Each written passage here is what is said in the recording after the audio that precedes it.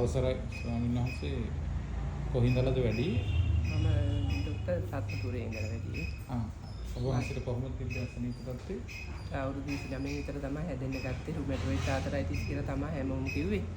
ගොඩාක් අමාරු වෙලා ඇවිද ගන්නත් අපහසුයි. ඔය බිත්ති අල්ලල්ලා තමයි ඇවිත් හොඳටම. ඊට පස්සේ මේ බෙහෙත් කරා හැමතැනම කිව්වේ සනීප කරන්න බෑ පාලනයක් විතරයි කියලා. ඉංග්‍රීසි සිංහල හෝමියෝපති වගේ ඔක්කොම බෙහෙත් කරා.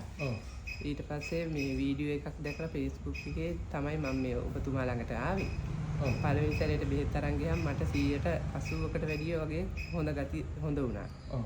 ගොඩාක් ඇඟේ අමාරු අඩුයි, රැට නිින්ද යන්නේ නැතිව ඔක්කොම වගේ අඩු වුණා. තව පොඩ්ඩක් කකුලක තියෙන පොඩි අමාරුවක්. මේ දෙවෙනි සැරේට තමයි ආවේ. මම ඉතින් කවදාවත් හිතුවේ නැහැ මෙහෙම සනීප වෙයි කියලා. ඒ කියන්නේ මම අවුරුදු 30ක් තිස්සේම බෙහෙත් කරා. මම මහාන වෙන්නේ ඉස්සෙල්ලා ඉඳන්ම බෙහෙත් කරා.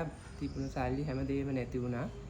ඒත් ලෙඩේ සනීපුනේ නෑ. හැබැයි මම කවදාවත් මෙහෙන් විතරමයි ඇහුවේ සනීප කරන්න පුළුවන් කියන වචනේ. වෙන කිසිම තැනකින් කිව්වේ නෑ. ආතරයිටිස් තිබුණේ. ඔව්.